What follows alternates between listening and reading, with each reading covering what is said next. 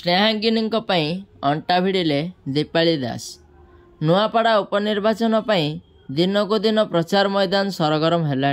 सबु दल निज निज प्रार्थी जोरसोर प्रचार रे लगी पड़ी। समस्त दल सम्मानर प्रश्न होइथिबा नुआपड़ा उपनिर्वाचन रे बीजेडी तार प्रार्थी भावे राज्य महिला बीजेडी सभापति स्नेहांगिनी छुरिया को प्रार्थी चयन करिछि। तांको पई पौरांचल रे पूर्वतन मंत्री तथा राउरकेला विधायक शारदा प्रसाद नायक प्रचार करुथिबा बेले गत काली ठारू पूर्वतन मंत्री रीता साहू और बीजेडी रो पूर्वतन टाणुआ मंत्री स्वर्गत नवदासଙ୍କ झियो झारसुगुड़ा पूर्वतन विधायिका दीपाली दास प्रचार मैदान को ओह्लैछंती।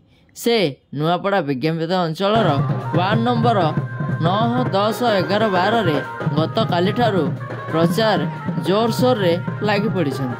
बीजेडी पक्षर घोषणा करा जायछि जे तांकर स्टार प्रचारक भावे वर्तमान रो विरोधी दल नेता तथा पूर्वतन मुख्यमंत्री नवीन पट्टनायक नुआपड़ा आसिबे।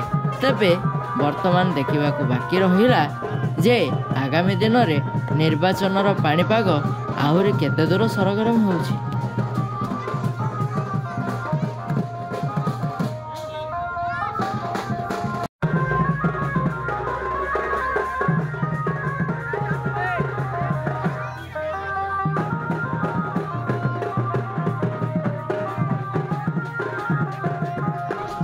नुआपड़ारू मोहनलाल देव को रिपोर्ट, विकल्प समाचार।